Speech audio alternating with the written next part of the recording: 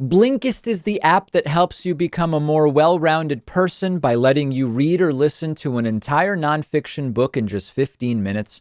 You can try it for free and get 25% off a subscription by going to Blinkist.com/David Pakman. One of the biggest impediments to getting things done in the United States Senate when you have a majority, but not a 60-seat majority, is to filibuster. And the filibuster is a mechanism through which, even if you only need 50 votes to pass something, you need 60 votes to end debate on that very issue and move to the vote.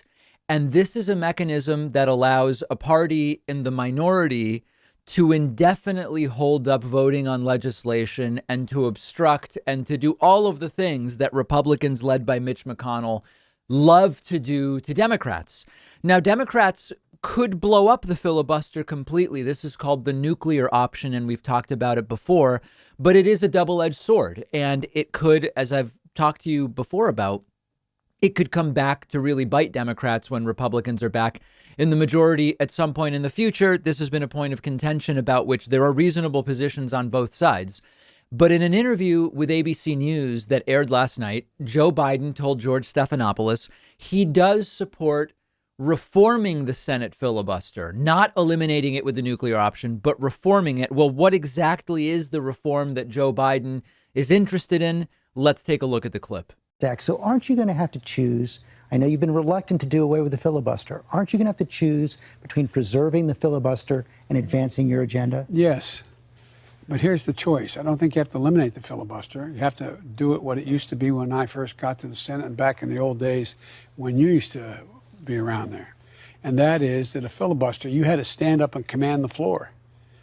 And you had to keep talking alone. You couldn't call for, no one could say, quorum call. Once you stopped talking, you lost that, and someone could move in and say, I moved the question of. So you got to work for the filibuster. So you're for that reform. You're for bringing back the talking filibuster. I am. That's what it was supposed to be. Look, I think, don't hold me to the numbers, George, but I think between 1960 and 2000, there were like, I'm making this number up, I don't know. There were like, 50 filibusters. And now they're like 200 since then. Since that just put a hold changed. on it, that's it. Yeah. I mean, so the idea, it almost is getting to the point where there's, democracy's having a hard time functioning. Now, this is notable for a few reasons. Now, just a couple of days ago, Joe Biden's press secretary, Jen Psaki, was asked about the filibuster during a press briefing. And she said Joe Biden does not want to change any rules on the filibuster. So that seems to have changed. But more importantly, on substance, Biden doesn't say get rid of the filibuster, just make it more difficult by requiring an actual talking filibuster. And this is an important detail to understand. Right now, senators can indefinitely extend debate on a topic and prevent voting on that topic by asking to extend debate, period, and just never allowing debate to end. When someone moves to end debate and vote, Republicans can say, no, I want to extend debate, and they're able to do it. In the past, senators actually had to hold the floor and speak and keep speaking to delay a bill. And the idea that Joe Biden is suggesting, and others have also mentioned, is to require the actual speaking to take place. So senators can't just ask for an extension and then another one and then another one. They actually have to talk through the filibuster. And this would have two effects. First of all, it would require Republicans to actually organize to have back-to-back-to-back speakers in the Senate, never ending. With their 50 senators, they actually would be able to do it. But how long will they be willing to do it from a practical standpoint? 24/7, day after day after day. But maybe more importantly, a talking filibuster that goes on and on and on merely to prevent a vote on an issue is going to pick up media attention the longer it goes. And presumably it will come off as exactly the type of blatant obstruction that it is. Now, the possible political miscalculation is that we're assuming the current Republican Party would be mad about that and they would say, this must end, let's just have a vote. But the current Republican Party has been so propagandized that they might not actually be that mad about an endless talking filibuster. They might like it. But the gamble is that the left and the centrists and maybe some Republicans would say, guys, we don't have control of the Senate. This isn't really democratic. This has to end. You have to put the issue to a vote. Maybe that is what would happen. I don't know. Now, why does this matter bigger picture? It matters because filibuster rules in the next 2 years might actually determine, does Washington, D.C. become a state? Does Puerto Rico become a state? Does automatic voter registration get passed?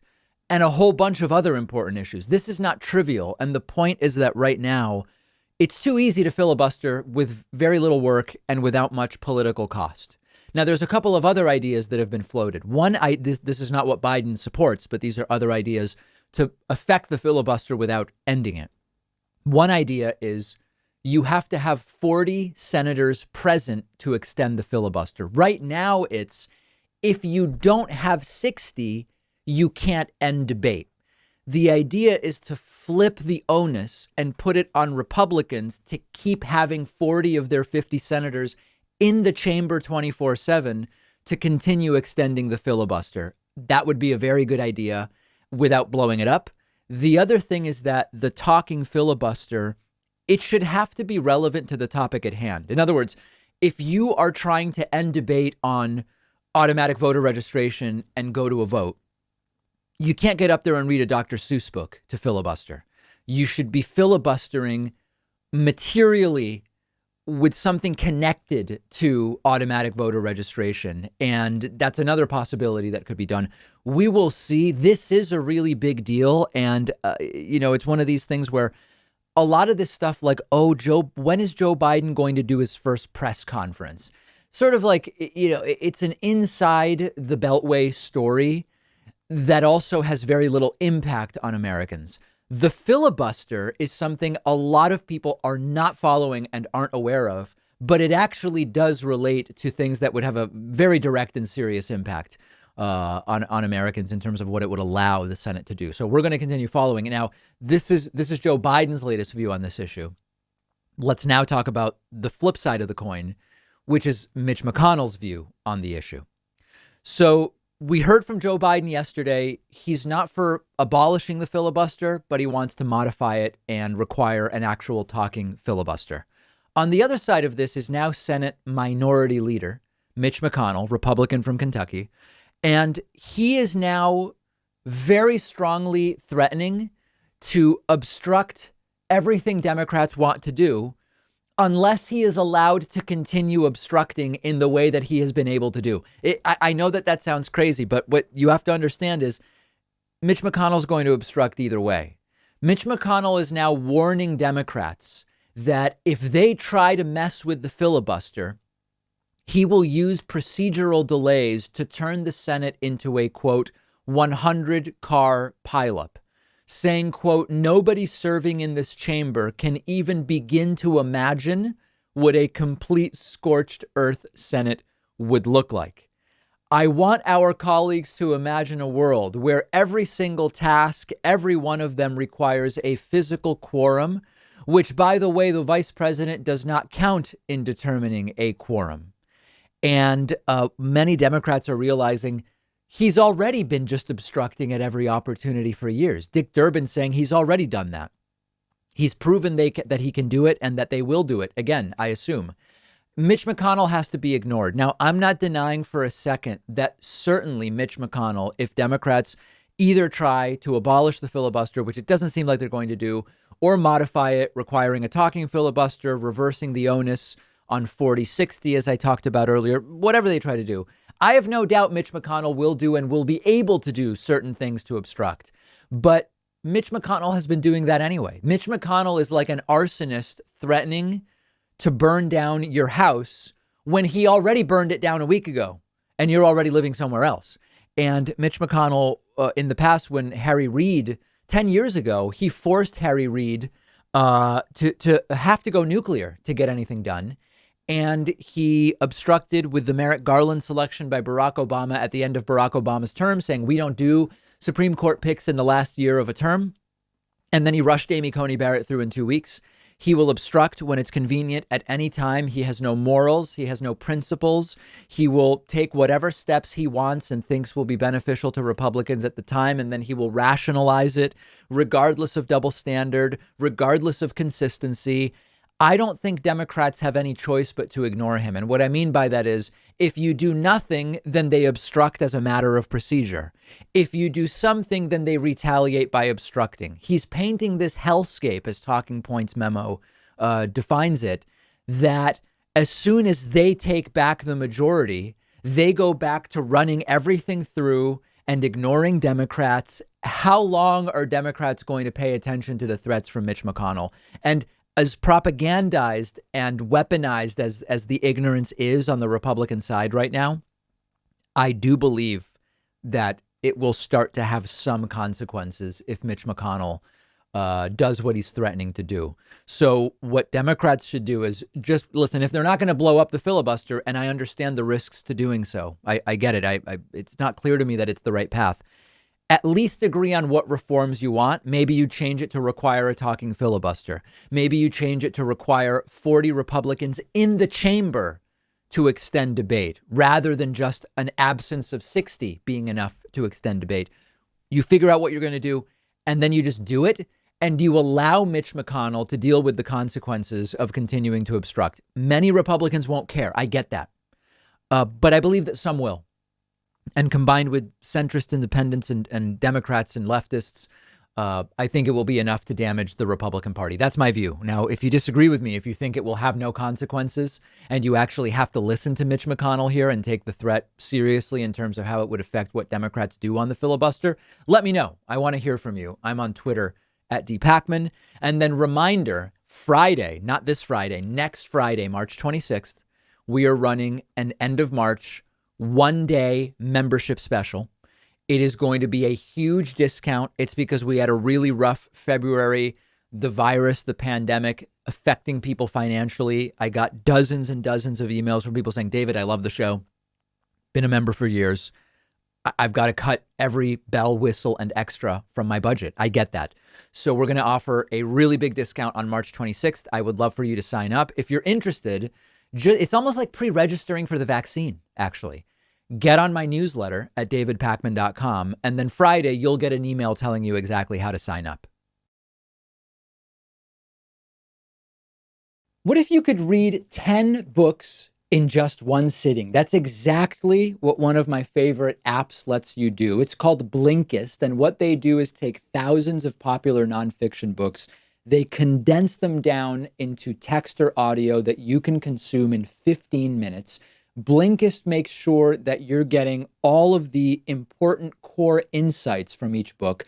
So it's perfect for exploring a book you otherwise wouldn't have time for. If there's a full book you're thinking about buying, you can use Blinkist to get a sample first. Just think how much you can enrich yourself by being able to soak up an entire nonfiction book in just 15 minutes. I recently read A Brief History of Time, of course, by the great Stephen Hawking. This is a book that I have been aware of for so long, and other things got in the way, and it was fantastic to check it out on Blinkist. Blinkist has books on politics, philosophy, science. They have 27 different nonfiction categories, and a subscription is only about $8 a month. And you get the entire library. But you can try it totally free and get 25% off a subscription when you go to Blinkist.com/David Pakman. I've put the link right underneath this video. Remember that our show is funded mostly by viewers and listeners just like you who sign up at joinpakman.com. Grab a membership. Coupon code available but never mandatory. Better21. Saves you a bundle. All right, let's get right into former President Donald Trump's came out swinging interview yesterday. Donald Trump gave a painfully deranged and comically delusional interview with Fox News propagandist Maria Bartiromo last night. One of the top brown nosers of the right-wing media apparatus is Maria Bartiromo. Among other things, Donald Trump claimed that he, quote, came up with the coronavirus vaccine.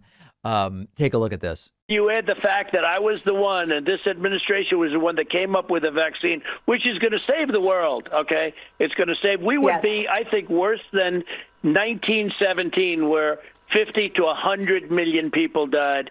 The vaccine is such a big thing. When you add it all up, I think we'll do very well in 2 years, and I think we're going to do very well in 4 years. Trump's still calling the 1918 flu pandemic the 1917 pandemic. We still don't know why he's doing that, but he continues to do that. But more importantly, more comically, Donald Trump insisting that he came up with the COVID vaccine, that he said we didn't really need to get out of a pandemic that wasn't very serious, a vaccine he received in private in January and kept secret until it leaked about 10 days ago that he had received. That's the vaccine he says he came up with, completely disconnected from reality. And remember that this is the guy who asked at the start of COVID if the flu shot would prevent coronavirus. That's not a joke. Remember this? But the same vaccine could not work. You take a solid flu vaccine, you don't think that would have an impact or much of an impact on corona? No. Probably none. Probably not. So that's why. Now, also on the vaccine, Trump recommends it, although he says freedoms are still important. So good. I mean, he's recommending it. I think that that's a good thing. This has been a bigger issue over the last few days. Democrats and health officials saying Trump should really tell his followers to get the vaccine. They are one of the most anti-COVID vaccine groups. And Trump was prompted on this issue, and he said, I do recommend it, but, we've got to pay attention to freedoms, too. Mr. President, I know that you received the vaccine. Mrs. Trump also got the vaccine. Would you recommend to our audience that they get the vaccine then? I would recommend it, and I would recommend it to a lot of people that don't want to get it, and a lot of those people voted for me, frankly. But, again, we have our freedoms, and we have to live by that, and I agree with that also. So listen, I'm not even going to dig into that. Let's just leave it at Trump said he recommends it. All the other stuff we'll put aside. It's good that he's recommending the vaccine to his followers. When the topic of the 2020 election came up, and actually the topic of Georgia specifically also came up, Donald Trump is still repeating now almost 5 months, 4.5, almost 5 months beyond the election. Trump continues to repeat the same lies about the election. And at one point, he gets so worked up that he actually hits buttons on his phone while talking. Extra bonus in this clip is Maria Bartiromo trying to interrupt Trump multiple times, maybe worried that Trump is starting to go dangerously close to the type of claims that could put Fox in legal jeopardy, as we've seen them be, and other right-wing media when this type of stuff is said. This just a comedy of errors taking place here. Most honest person. It was a beautiful and perfect statement. And the Washington Post saw that when they heard it. And I guess they were relying on the statement without hearing what was said, but they were relying on the statement made by people in Georgia that run the elections. It's a very terrible thing, a very, very terrible thing for our country. What took place in Georgia, but not only Georgia, what took place in Pennsylvania, what took place in Detroit, Michigan, and Michigan generally, what took place in Wisconsin and Arizona, it is a disgrace. We're like a third world country. And then Donald Trump quite literally bemoaning that the Supreme Court didn't overturn the election results. They weren't willing to do it. And our Supreme Court and our courts didn't have the courage to overturn elections that should have been overturned, because you're talking about decisive amounts, hundreds of thousands and even millions of votes. He talks about the Supreme Court overturning an election like it would be a completely reasonable and casual thing to do, which of course it wouldn't. Donald Trump then says that he hopes Meghan Markle does run for president and that would make him more likely to have a good shot at winning. He on the side of the Queen, apparently, and reminding us he's met the Queen. Your take on Meghan Markle now saying she meeting with Democrat operatives, she may want to run for president. Well, I hope that happens, because if that happened, then I think I'd have an even stronger feeling toward running. I'm not a fan of hers. I think that what she talks about the royal family and the Queen, I happen to think I know the Queen, as you know. I've met with the Queen, and I think the Queen is a tremendous person, and I am not a fan of Meghan. Yeah, so Trump is pro-Queen. anti-Meghan Markle, for those who are wondering. Trump then repeating the lie, at least an unfounded claim, apparently a lie, that terrorists from the Middle East are crossing the U.S.-Mexico border. They're coming in. You take a look. They're coming in from all foreign countries. I see they're coming in now from Yemen. They're coming in from the Middle East. They're coming in from everywhere. They're dropping them off, and they're pouring into our country. Now, we have an entire segment devoted to the border and this topic, so I'm just going to say there is no evidence of what Trump is saying, but we'll dig into that in more detail in a little bit. And then Donald Trump still repeating the lie that Barack Obama and Joe Biden did terribly on the H1N1 virus years ago. Biden failed very badly with the H1N1, with the, as you know, he had a chance to do something, and they had a tremendous failure. H1N1, it was a disaster. Now, the truth is that the H1N1 virus was essentially the regular flu in terms of its severity. And once that was determined, it was why once you had community spread and something that you didn't really treat any differently than flu, testing was ramped down. They often like to say they weren't testing H1N1. Well, there was no reason to test once you had community spread. And the actual approval rating for Obama and Biden on H1N1 was 67%. So Biden actually not failing and not unpopular on that issue. Everything a lie, complete and total. And my question is, what do you think Trump wants to gain from these interviews? Is it merely that he still has this kind of sycophantic, narcissistic desire for relevance and publicity? Is it that he considers these interviews to be part of his goal of being kingmaker going into 2022? Is he just bored? What is his objective in doing these interviews? I'd love to hear from you about that. This is something you have to see. For weeks now, right-wing media has been going bananas over Joe Biden not having a press conference. Joe Biden has now announced a press conference for next Thursday. And now the problem has become, it's bad that Joe Biden announced the press conference so far in advance. This is once again proof that you can't please these people. And you shouldn't try to please these people. So as a reminder, the day before yesterday on Fox, big explosive headline, Biden 54 days without a press conference. Yesterday on Fox, Joe Biden 55 days without a press conference. A few days ago in the Washington Post, quoting Donald Trump's former press secretary, Kayleigh McEnany, Biden isn't doing press conferences because he's being protected by his staff from unscripted questions. Last week, Fox News reporting on the Chicago Tribune op-ed titled, "How Long Can President Biden Hide from Real News Conferences?" Earlier last week, Fox News with a big table with the number of days until the first press conference for the last 16 presidents. Last week at the 50-day mark, we got this stunning report. President Biden blows off questions from reporters as he goes 50 days without a formal press conference. And then yesterday, they announce Joe Biden is going to do a press conference. And now we get this discussion of suspicion. Katie, I have to ask, why in the world would you announce a press conference 9 days from now? My theory is you announce them that morning because the press is going to come anyway. Who knows what's going to happen in 9 days? Guys, it's just suspicious. Why are they announcing the press conference so far in advance? Well, what about the weeks of reporting about how Biden is terrible because he's not announcing and doing a press conference?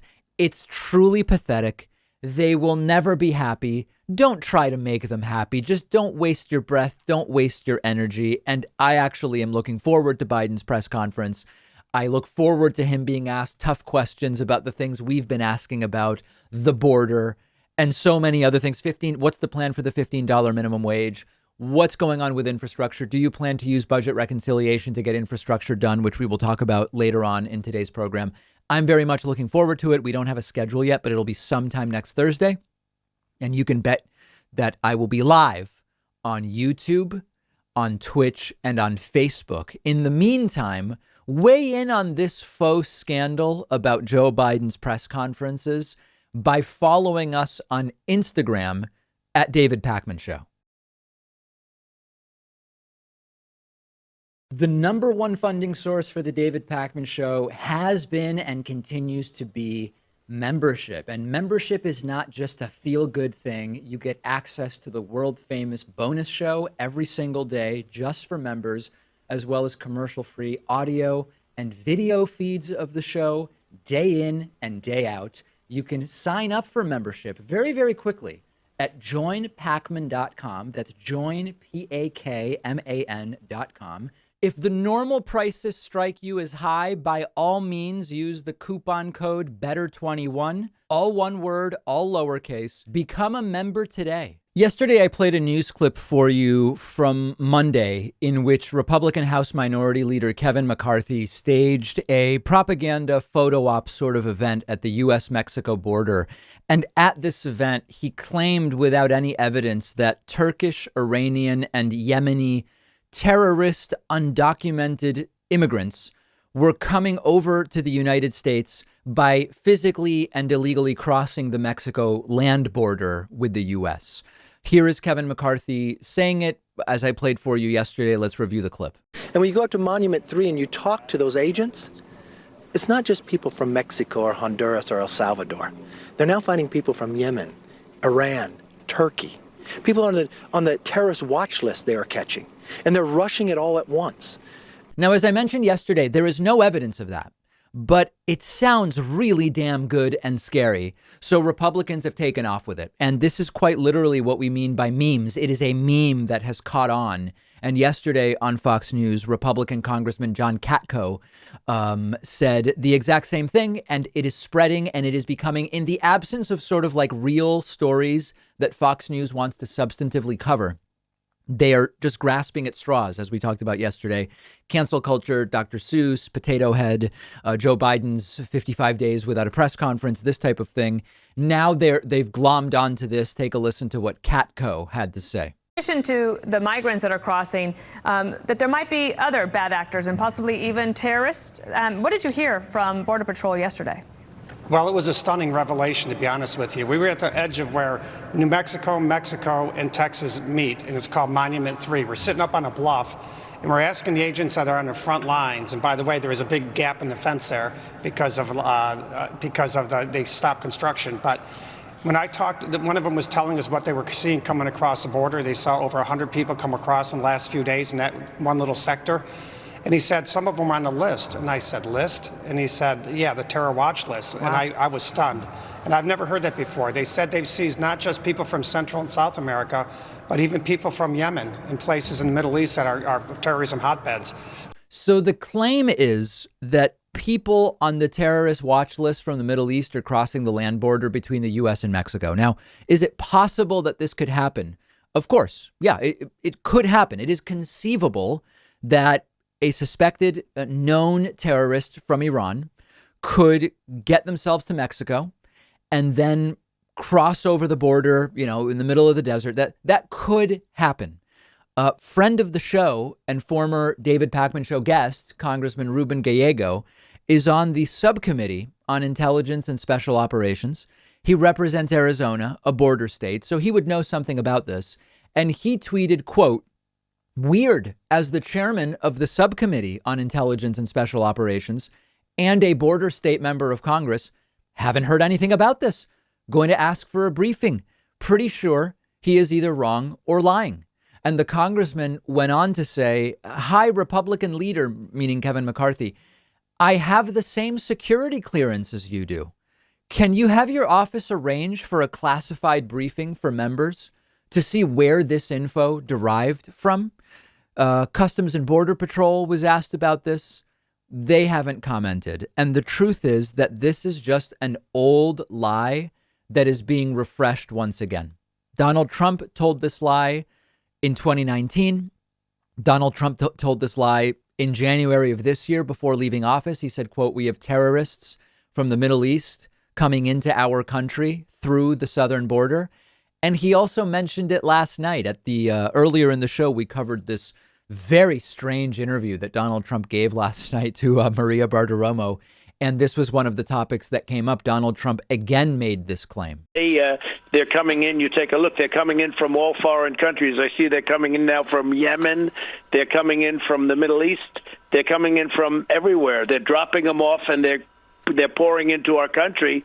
If it's happening, it should be dealt with and taken seriously. But there is still no evidence that people on the terrorist watch list from Iran, Yemen, and Turkey are going to Mexico and then illegally crossing over to the United States. Now, if you're going to say, well, David, if they're doing it illegally, we don't know. We can't say for sure. We don't know that it's happening, but we can't say that it's not. Well, that's an indefeasible statement. That would be as plausible as me saying, you know, there are people from Australia going to Argentina, renting a motorcycle and driving all the way north and then riding the motorcycle through the desert. You can't say it's not happening. Well, then what are we talking about here? At some point, we have to say, what is the evidence that this is going on? So this was actually floating around during the Obama years. And it's important to remember, just as one data point, that the Saudis who did 9/11 came to the United States legally with visas. They took flight lessons at American flight schools, you know, all of this different stuff. Why smuggle yourself in through the southern border? Why even send people already on the watch list, which could only attract attention? It makes no sense. It doesn't even pass the sniff test. And I actually am wondering, has there been any terrorist attacker on U.S. soil who came from the Middle East over the U.S.-Mexico border illegally? I looked, I spent some time this morning looking. I wasn't able to find a single example of any wrongdoer, I guess is the term, assailant, I don't know what term you want to apply, who did what is being alleged here. Not a single example. And by all means, if you find one, let me know and I will issue an update, a correction, call it what you will. But yet another completely imagined story, which as of yet is not supported by any evidence whatsoever. So this is really funny. This is another example of controversy where there actually isn't any controversy.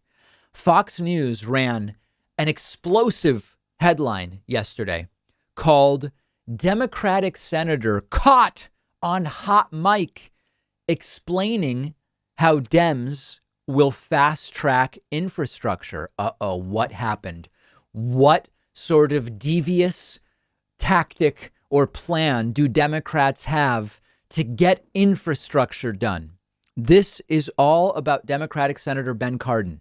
Ben Cardin was speaking to Transportation Secretary Pete Buttigieg about Joe Biden's infrastructure plan, and Ben Cardin was caught. It was a hot mic, guys. He had no idea he was being recorded.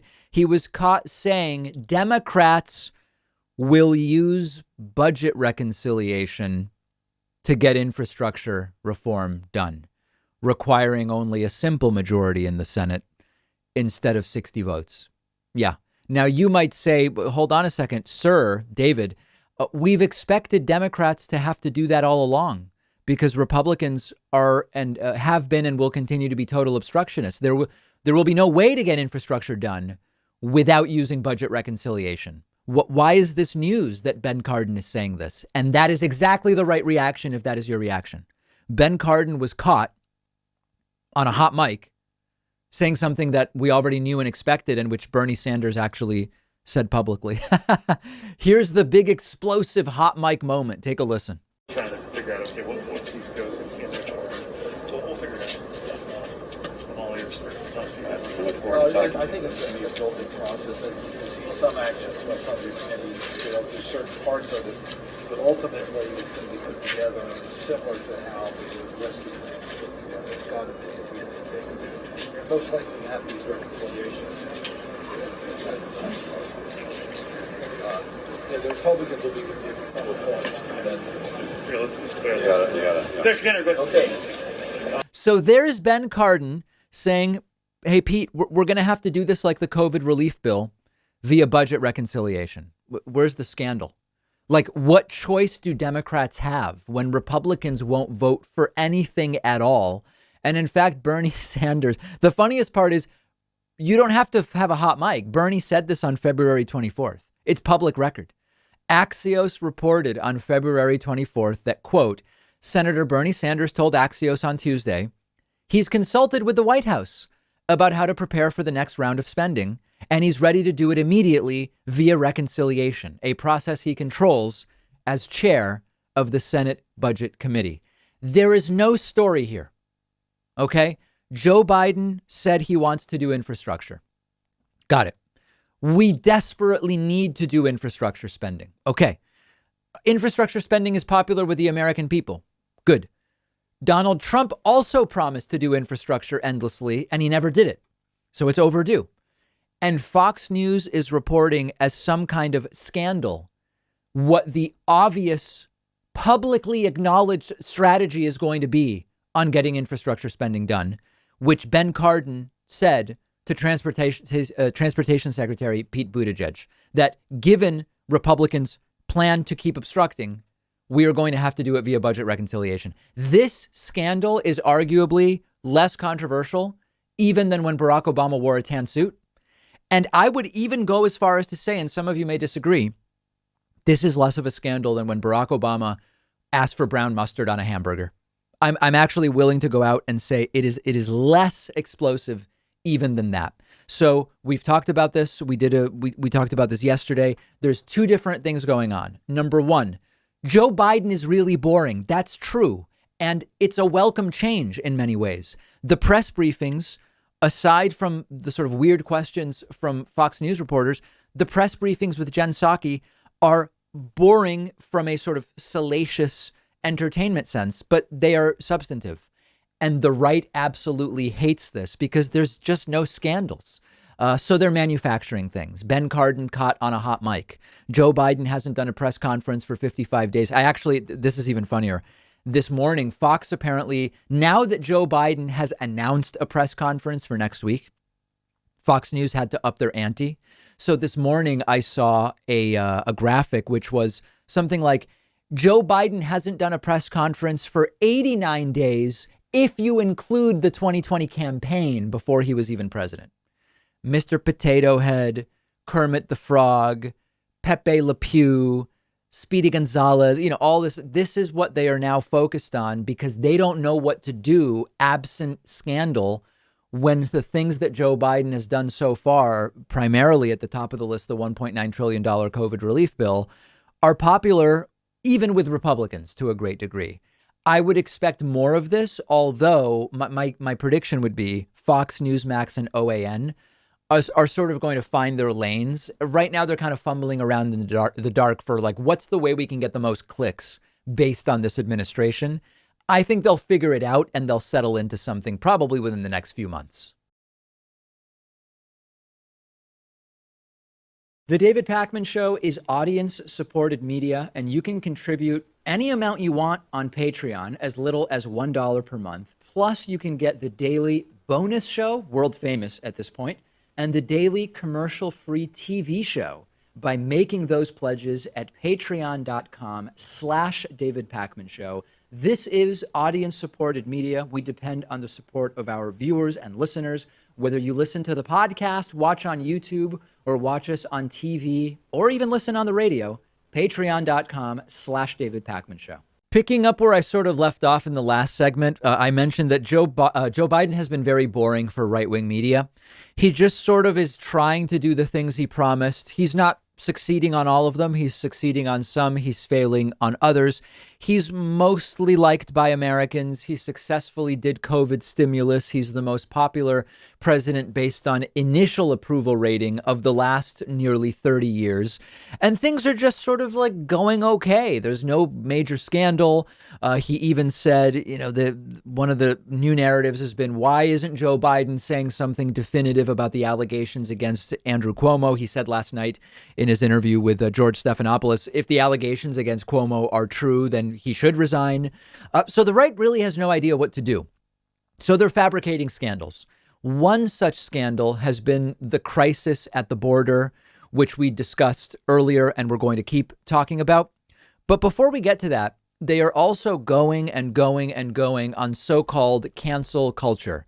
Now, we've been covering like once or twice a week, just kind of a tracker of how Fox News has now done 3. I don't know if we're on week 3 or even into week 4 on Dr. Seuss, which has been a big topic of obsession for Fox News. And it's become daily programming on a variety of right-wing networks, including Fox News. Check out some of these delusional clips. Here is someone named Jillian Turner, who's a Fox News correspondent, trying to make some kind of impassioned speech about this. Up ahead. Plus, cancel culture is spreading like wildfire. There is now a call for Generation X, that is X, to lead the charge to save America from the social media mob. Can they do it?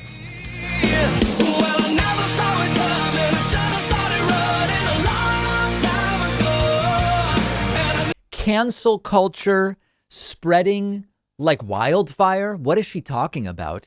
And on screen during that clip was an image of, if you saw it, Mr. Potato Head, Dr. Seuss, Speedy Gonzales, Pepe Le Pew, Kermit the Frog, and Miss Piggy. Characters clearly of foremost importance to the Fox News audience, as you can imagine. There's also, as I've said before, something really funny about the Fox News audience supposedly being all worked up about literature when a lot of these people haven't read a book in their lives or since they were last forced to, maybe when they were little kids. There is some irony there for sure. Here's another one, big dramatic teleprompter read about cancel culture. During this one on screen, you will see Mr. Potato Head, again, Speedy Gonzales and Pepe Le Pew, and a few Dr. Seuss book covers. Latest apparent victim of the cancel culture that saw Dr. Seuss's books pulled from the shelves, Mr. Potato Head losing his gender, and social media critics saying some Looney Tune characters are no longer welcome. This is what it really looks like to have nothing to talk about. Now, I don't even know. So we've talked about the Potato Head thing. We've talked about Dr. Seuss. I have no idea about the controversy involving Speedy Gonzales and Pepe Le Pew. My guess is that there are some people who believe that Speedy Gonzales plays on tropes about Hispanics and that Pepe Le Pew plays on tropes about French people and smelling. I don't know. Like, I'm guessing that somewhere someone said something like that, and now Fox News says that it's a cancel culture element. And what's really nuts is that there may even have been more total coverage of this than of the January 6th riots as they actually happened by Trump supporters. Like, certainly Fox News has covered the riots, but in a way that doesn't really tell the story as it is, which is a bunch of Trumpists inspired by Trump trespassed and committed acts of violence and vandalism. Then more culture war stuff. Fox News running stories for 36 hours about the Grammys, including one story with the headline, Grammy ratings take massive hit. This is something they've been doing for years. When the Oscars come around, they say record low ratings for the Oscars. And as I've said before, that kind of makes sense to me. Television audiences are more fractured than ever, and the importance of these sort of live events and one-time events, the more alternatives there are, the more diminished the importance of any one event is. I haven't watched the Oscars or the Grammys in a decade. I don't care about it. But again, Fox News's motivation is always to sort of gin up these culture war elements. And then, of course, any time that there is either an election coming up, we saw this leading up to 2018, we saw it again leading up to 2020. If there's an election coming up or there's a Democratic president in the White House, you can count on right-wing media talking about immigrant caravans coming to the border that Democrats don't care about. Fox also running a headline about this yesterday saying signs of new caravans heading to the border. They apparently realized that they can't really get away with caravans at the southern border. So they're going with the softer headline. There are signs of caravans heading to the southern border. So maybe in southern Mexico, they're noticing some people who are packing up food or something like that. Then lastly, every single day, and we talked about this earlier, so I won't dwell on it, but it's part of the bigger story. They've been talking about how Joe Biden hasn't done a press conference. Yesterday, it was 55 days without a press conference. The day before, it was 54. For weeks, it's been, where are the press conferences? And now that Joe Biden announced a press conference for next Thursday, they went on yesterday about, it's suspicious that he's announcing it so far ahead of time. So we won't rehash that. So there's two sides to this. On the one hand, this stuff really doesn't seem to be affecting Joe Biden's approval. It's in the very high, like 59 to 63. It's been in that range and it's remaining in that range. And I know it does, to a lot of people, that won't sound very high. If you understand the range of presidential approval, if you understand hyperpartisanship, if you recall that Donald Trump, not even for one day, reached 50% approval, it actually is quite notable. So the fake scandals don't seem to be hurting Biden. On the other hand, what happens when there is something closer to an actual Biden scandal? And there well may be one at some point. So far there hasn't been, but there could be. Will they have cried wolf so much that the real Biden scandal won't be taken any more seriously than, Dr. Seuss or whatever the case may be? I don't know the answer, but we're going to continue following it.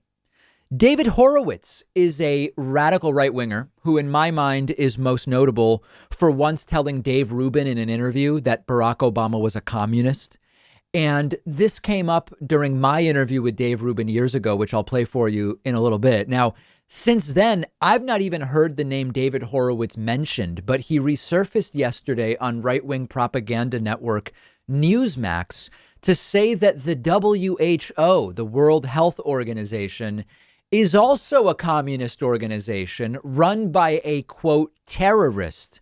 Let's dig into it. And there's actually, this allows me to tell you some things about what's going on at the WHO. Let's take a look at the first clip. Is this, do you think, part and parcel of their whole program here? You say it's just about control. Is it really just about control? The Chinese communists, whom the Democrats defended during the virus, who one of Biden's first acts was to give them $500 million to that communist organization, WHO, the World Health Organization. It's run by an actual terrorist. That's the first thing that they did was to blame Trump for using the word China virus. We know the president has a hammer over him because of the criminal activities of his son. Nancy Pelosi has huge investments in China. She's protecting Eric Swalwell, who not only slept with a Chinese communist spy, but allowed her to build his political career. He sits on the Intelligence Committee. These are incredibly disturbing facts about the Democrat Party. Now, well, we know, David, that if Biden's not going to talk about Hong Kong and Taiwan with China, those things are off the table. This isn't going to come up in this meeting either. We'll have to leave it there for now. Great to see you as always, David. We're out of time up against a commercial break. So David Horowitz is now 82 years old. And his one line is the same one as it was when he was 72 and when he was 62. Anyone he doesn't like is a communist. And just about everything that David Horowitz said there is false. Remember that Eric Swalwell handled the Chinese spy situation 100% correctly. Eric Swalwell was notified by authorities. This woman you had a relationship with, what we believe was a Chinese spy. And he immediately turned over all the information he had, cooperated fully, and he's not even been accused of any wrongdoing. So Horowitz mentions Eric Swalwell. The interview isn't even really about Eric Swalwell. That's just like an aside. Here is David Horowitz years ago saying that Barack Obama is also a communist. This is just his go-to. This is why I say Barack Obama is a communist. He was raised by communists. His whole political career until he became a United States senator was in the communist left. I know these people.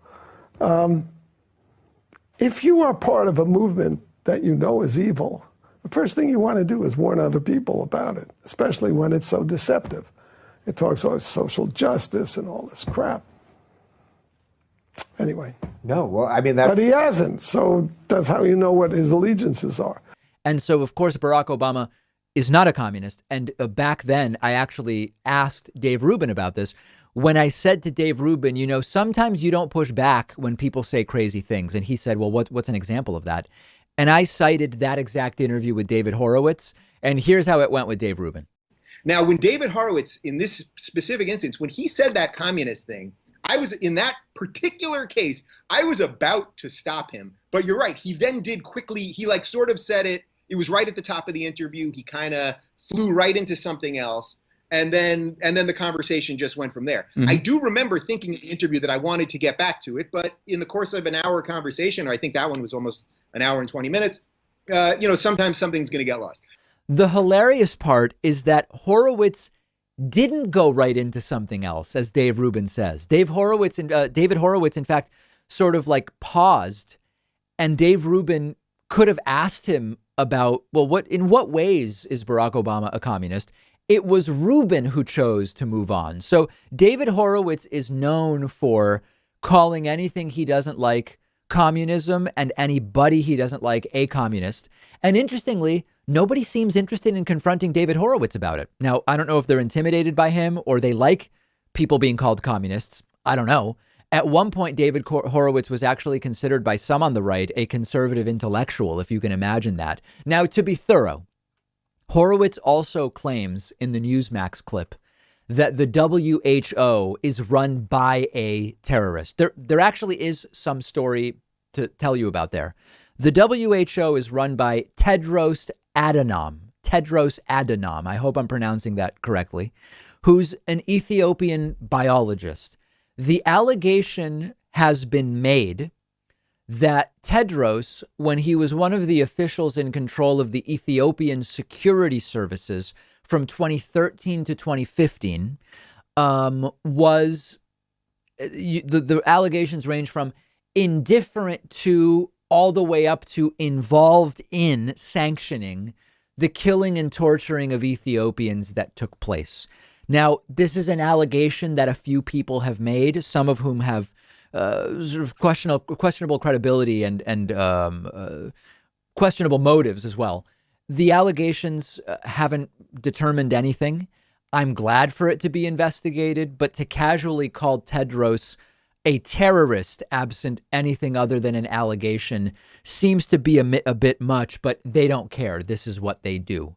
So David Horowitz, using a very common right-wing trope that it seems to actually poll well because it's repeated so often by right-wingers. Anybody you don't like is a communist. And we saw how effective it was leading up to the 2020 elections. We saw how frequently you would just go, our friend Michael Schur would go to Trump rallies and interview people. And they had the vocabulary, they had the language. They very quickly would go to Biden's a communist, Biden's a socialist. And we know that it sticks. And maybe that's why David Horowitz loves it so much. We have a voicemail number which you can call if you have anything to tell me, and many of you do. That number is 219-2-DAVID-P. Here is a question about vaccine distribution and the Chinese coronavirus vaccine. Let's listen. Hey, David. Many places like the Philippines still are being left out to die by Americans because they say that Americans are hoarding vaccines. And so many countries are actually turning to Sinovac, the vaccine from China. What are your thoughts on the sentiment of being abandoned?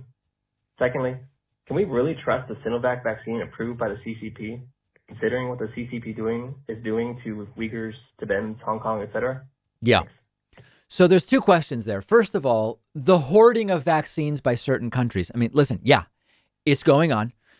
It's completely predictable and at least internally logical that if you are the government of the United States, you would first try to get enough vaccines for the United States. The counter argument that's being made is the U.S. has secured way more vaccines than the U.S. actually needs for 330 million people. That's true. The U.S. doesn't have nearly all of those vaccines. And some of those contracts, I believe, are sort of backstops, securing 100 million extra doses of the J&J vaccine in case Pfizer and or Moderna don't come through. The U.S. has already said anything extra we're going to start giving to other countries. So this is a tough situation because countries are going to try to vaccinate their own people first. That makes perfect sense. The question becomes when there's disproportionate market power when there are dramatically different financial situations. At what point is the behavior considered predatory? And that's sort of an ongoing debate. Now, the question about can we trust the Chinese vaccine? I mean, listen, I don't know. The WHO is going to decide whether to approve it. The Chinese vaccine from Sinovac is a conventional vaccine rather than an mRNA. It has the advantage that it can be stored in a standard fridge instead of requiring a particularly cold fridge. The efficacy is unclear. The data we have so far from trials in Turkey and Indonesia, the Turkey trial says it's 91% effective. The Indonesia trial says it's 65% effective. That's pretty different. Is it because of different variants, strains? It's just not clear yet. Researchers in Brazil said the Chinese vaccine is 78% effective, but then they revised the data and said, oh, it's only 50% effective. I don't know. And I have no special opinion about it. You know, the Sputnik vaccine didn't go through nearly as rigorous testing before approval. It was approved in Russia before being as extensively tested with completed phase 3 trials as in the US. But from what we know now, it does appear to be safe and effective by and large. So I think the question is a perfectly fair one. I think the answer needs to be guided by the data. And we will see what the WHO decides. Now, there are some who will say the WHO is so in bed with China and the CCP, the Chinese Communist Party, that we can't even trust the WHO's determination on this vaccine. I don't know. I think it's a fair question, and we'll have more data coming very, very soon. And efficacy aside, if we believe the early data, it is like the other vaccines, almost 100% effective at preventing serious COVID and death. So we will see what the next couple of weeks bring. On the bonus show today, we are going to talk about the conflict happening in some European countries about the AstraZeneca Oxford vaccine, where some places have said we're pausing this vaccine because of some blood clots, whereas others are saying there is no evidence that the blood clots are connected to the vaccine in any way. We'll talk about that on today's bonus show. We will also talk about the governor of West Virginia wants a population boom in the state of West Virginia and also wants a Disney theme park. And the plan is to cut taxes. It's all very weird. We'll talk about West Virginia, a state not often discussed on the show. And we will also talk about Russia's forthcoming blockage of Twitter. Russia says they will block Twitter nationally in the country unless Twitter deletes banned content. And what are the implications? What are the motivations? And we will talk about that on today's bonus show. How do you get access to the bonus show? It's easy. You go to joinpakman.com and you sign up. That's it. We have a coupon code. The code is BETTER21. It'll save you some money. You're not obligated to use it, but you could be listening to or watching today's bonus show in 60 seconds if you get a membership at joinpakman.com. Otherwise, I'll see you back here tomorrow.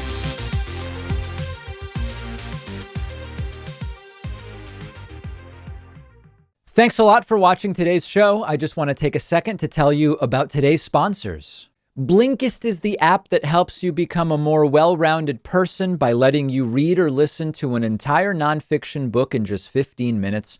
You can try it for free and get 25% off a subscription by going to Blinkist.com/David Pakman.